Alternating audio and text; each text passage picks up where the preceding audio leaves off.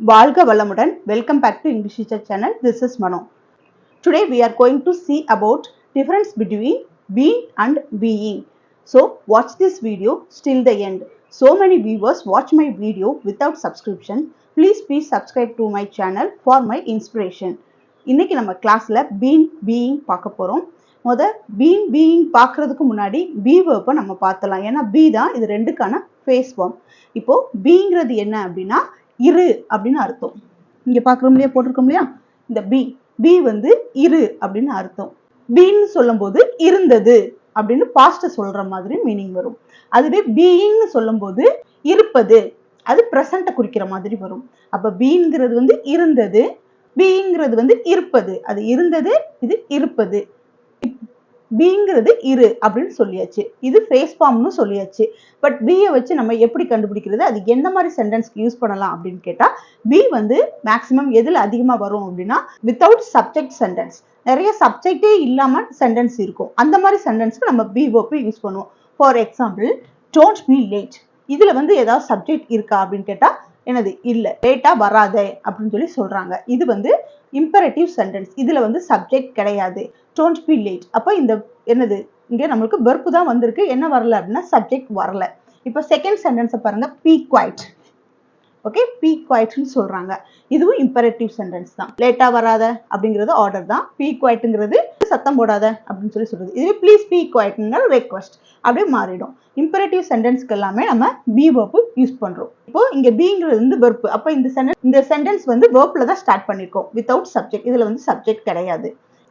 அடுத்து பாருங்க, இந்த பி verb வேற எங்க யூஸ் பண்ணலாம் அப்படின்னா ஃபியூச்சர் டென்ஸுக்கு, சிம்பிள் ஃபியூச்சர் டென்ஸுக்கு நம்ம பி போட்டு சென்டென்ஸ் ஃபார்ம் பண்ணுவோம். For example, exam will be conducted அப்படின்னு சொல்லும் போது தேர்வு நடத்தப்படும் அப்படின்னு சொல்றாங்க. இது வந்து ஃபியூச்சரை குறிக்குது, அப்போ இது simple future. The exam will be conducted அப்படின்னு சொல்லியாச்சு. இதை நம்ம பாஸ்ட்ல எழுதணும் அப்படின்னா ஒண்ணுமே இல்லை, நம்ம வில் பி போட்டிருக்கோம் இல்லையா, இந்த வில் பியை வாஸ் டு பி அப்படின்னு மாத்தினா போதும். Was to be, the exam was to be conducted. என்னது, எக்ஸாம் நடத்தப்பட்டது. ஓகே, இதுல என்ன சொல்லிருக்கோம், the exam will be conducted, exam நடத்தப்படும் அப்படின்னு சொல்லி தேர்வு நடத்தப்படும்னு சொன்னோம். ஆனா இங்க the exam was to be conducted, அப்போ எக்ஸாம் நடத்தி முடிச்சிட்டாங்க. ஸோ எக்ஸாம் நடத்தப்பட்டது அப்படின்னு சொல்றதுக்கு was to be நம்ம யூஸ் பண்றோம். இங்க will be யூஸ் பண்ணிருக்கோம், இங்க was to be யூஸ் பண்ணிருக்கோம். ரெண்டுமே be verb தான். நம்ம ஆல்ரெடி என்ன பார்த்தோம், இம்பரேட்டிவ் சென்டென்ஸ்க்கு யூஸ் பண்ணிருக்கோம், அடுத்து டென்ஸுக்கு யூஸ் பண்ணிருக்கோம்னு பார்த்தோம். அடுத்து ஆக்சிலரி வெர்ப்ஸ்க்கும் நம்ம இந்த பி verb யூஸ் பண்றோம். For example, I should be going, நான் போக வேண்டும் அப்படின்னு சொல்லி சொல்றாங்க. ஐ ஷுட் பி கோயிங், நான் கண்டிப்பா போகணும் அப்படின்னு சொல்லி சொல்றாங்க. இந்த மாதிரி ஷுட்ங்கிற ஆக்சிலரி வெர்புக்கு பின்னாடியும் பி verb வரும். ஓகேங்களா, இந்த பி verb எல்லாமே மேக்சிமம் பாருங்க வில் இந்த ஃபியூச்சர் டென்ஸ்க்கு அடுத்து வருது, பாஸ்ட் டென்ஸ்க்கு அடுத்து வருது. அதே மாதிரி இங்க பாருங்க, இது வந்து ஆக்சிலரி வெர்புக்கு அடுத்து வருது. இந்த மாதிரி இம்பரேட்டிவ் சென்டென்ஸ்க்கு மட்டும்தான் ஸ்டார்டிங்ல வரும். சரியா, இப்போ இந்த பி verb நம்மளுக்கு தெரிஞ்சாச்சு. அடுத்து நம்மளுக்கு பீயிங் பார்க்கறது கொஞ்சம் ஈஸியா இருக்கும். வாங்க பார்க்கலாம். இப்போ பீயிங் இதை எங்கெங்க யூஸ் பண்றது அப்படிங்கறது ஒரு டேபிளோட பார்த்துலாம், அது கொஞ்சம் ஈஸியா உங்களுக்கு இருக்கும். பாஸ்ட் பார்ட்டிசிபிள்ல வர்றதெல்லாம் நம்ம பீன் வச்சு தான் யூஸ் பண்ணுவோம். அடுத்து பிரசன்ட் பார்ட்டிசிபிள் வந்து பீயிங் வர்ற வெர்புக்கெல்லாம் யூஸ் பண்ணுவோம். நெக்ஸ்ட் பாருங்க, இந்த பீன் வந்து பெரும்பாலும் என்னது, ஹேவ் வெர்புக்கு வரும். Has been, have been, had been, இந்த மாதிரி நம்ம ஹேவ் வெர்புக்கு தான் அதிகமா யூஸ் பண்ணுவோம்.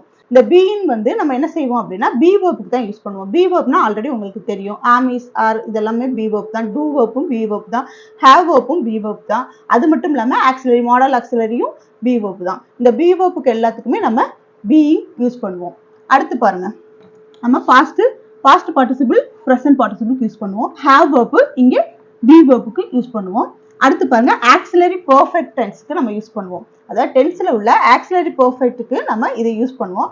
அதுவே இங்க வந்து ஆக்சிலரி கண்டினியூஸ் டென்ஸ்க்கு யூஸ் பண்ணுவோம். நம்மளுக்கு கண்டினியூஸ்னா தெரியும், ஐஎன்ஜி ஃபார்ம் வந்துட்டாலே அது கண்டினியூஸ் தான். ஸோ இங்க வந்து ஆக்சிலரி கண்டினியூஸ் டென்ஸ்க்கு நம்ம யூஸ் பண்ணுவோம். ஆனா இந்த பீயிங் இருக்குது இல்லையா, பீயிங் எல்லாமே என்ன அப்படின்னா ஆக்சிலரி பெர்ஃபெக்ட் டென்ஸ்க்கு தான் நம்ம யூஸ் பண்ணுவோம். அடுத்து பாருங்க, don't be use as the noun and gerund. இந்த நவுன் ஜெரண்ட்டுக்கு வந்து நம்ம இதை யூஸ் பண்ண மாட்டோம், பீன் வந்து நம்ம யூஸ் பண்ண மாட்டோம். ஆனா இங்க வந்து நவுன் ஜெரண்ட்டுக்கு யூஸ் பண்ணுவாங்க அப்படின்னு சொல்லி சொல்லியிருக்காங்க. நவுன் ஆல்ரெடி எல்லாருக்குமே தெரியும், அது என்ன ஜெரண்ட். ஜெரண்ட்னா என்ன அப்படின்னு சொல்லி கேட்டா, நீங்க ஆல்ரெடி ஸ்கூல்ல எல்லாம் பார்த்துருப்பீங்க. gerund infinitives அப்படிங்கிற சென்டென்ஸ். gerund infinitives-ங்கிற ஒரு கிராமர் சென்டென்ஸ் கண்டிப்பா நீங்க பார்த்திருப்பீங்க. இப்போ I like running. gerundனா என்னன்னா பார்க்கிறதுக்கு எப்படி இருக்கும் அப்படின்னா verb மாதிரியே இருக்கும். ஆனா நம்மளுக்கு வர்றது வந்து நவுன்ல வரும். பார்க்கிறதுக்கு தான் verb, பட் நம்ம யூஸ் பண்றது நவுனா தான் யூஸ் பண்ணுவோம். For example I like running. எனக்கு ரன்னிங் போகிறது பிடிக்கும் அப்படின்னு சொல்றாங்க. இங்க ரன்னிங் வந்து நம்மளுக்கு பார்க்கிறதுக்கு எப்படி இருக்கு, verb மாதிரியே இருக்கு. ஆனா இங்க verb-ஆ வரல, இது வந்து நவுனா வந்திருக்கு. லைக் தான் நம்மளுக்கு இங்க verb. ஓகேங்களா, லைக் தான் நம்மளுக்கு verb. இது gerund. இதை நம்ம இன்ஃபினிட்டிவா மாத்தும் போது ஸ்கூல்ல எல்லாம் பார்த்திருப்பீங்க. I like to run. அவ்வளவுதான். இந்த ing எடுத்துட்டு நம்ம என்னது to run போட்டா அது இன்ஃபினிட்டிவ். கண்டிப்பா இதுல எல்லாருமே 2 மார்க்ஸ் வாங்கிருப்பீங்க. Walking is a good exercise அப்படின்னு நம்ம பாக்குறோம். இந்த வாக்கிங் வந்து நம்மளுக்கு பாக்குறதுக்கு எப்படி இருக்கு அப்படின்னா எனது வாக்கிங்கிறது வந்து நம்ம ஆல்ரெடி பார்த்துக்கணும் ஆக்ஷன் verb நம்ம சொல்லியிருக்கோம். வாக்கிங்கிற ஆக்ஷன் verb எப்படி நம்மளுக்கு இங்க நவுனா வரும் அப்படின்னா இதுதான் gerund.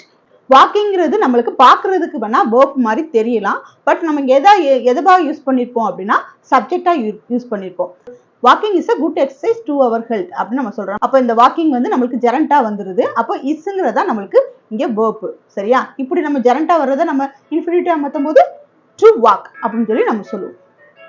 ஜெரண்ட் இன்ஃபினிட்டினா தெரிஞ்சிருச்சு. ஜெரண்ட்ங்கிறது வந்து பார்க்கிறதுக்கு verb-ஆ இருந்தாலும் அதை யூஸ் பண்றது நம்ம நவுனா தான் யூஸ் பண்றோம். இப்போ நம்ம இது எல்லாமே எக்ஸாம்பிள்ஸோட பார்த்தலாம். இப்போ இந்த எக்ஸாம்பிள்ஸ் எல்லாம் பாருங்க. ஃபர்ஸ்ட் ஒன் என்ன அப்படின்னா I have been waiting for an hours. நான் 1 மணி நேரமா காத்துக்கிட்டு இருக்கேன் அப்படின்னு சொல்லி சொல்றாங்க.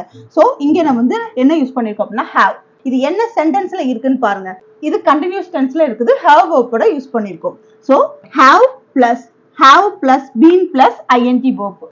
அப்போ இது வந்து எப்படி இருக்கு அப்படின்னா பெர்ஃபெக்ட் கண்டினியூஸ் டென்ஸ்ல இருக்கு. இந்த சென்டென்ஸ் வந்து பெர்ஃபெக்ட் கண்டினியூஸ்ல இருக்கு.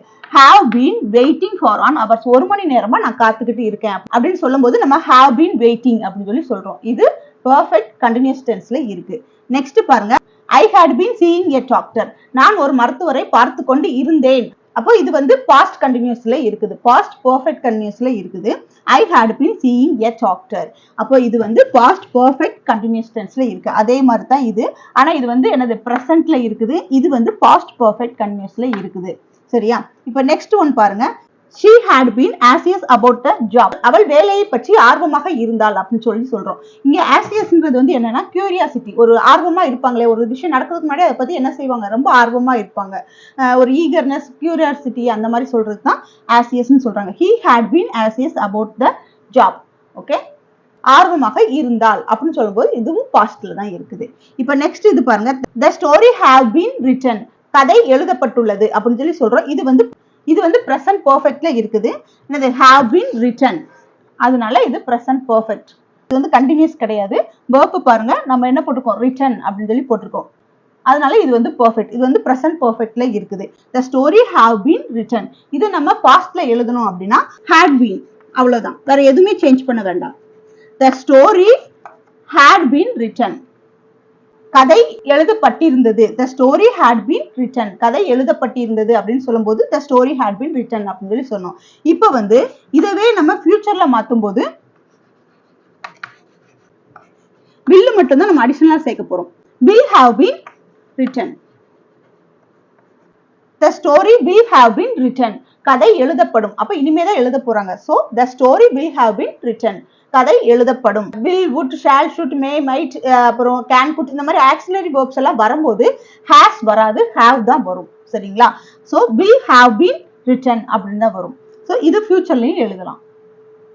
இப்போ இந்த being வந்து எங்க யூஸ் பண்றதுன்னு பார்த்தாச்சு.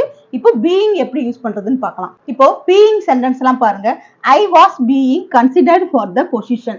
அந்த பொசிஷனுக்கு நான் கன்சிடர் பண்ணினேன் அப்படின்னு சொல்லி சொல்றாங்க.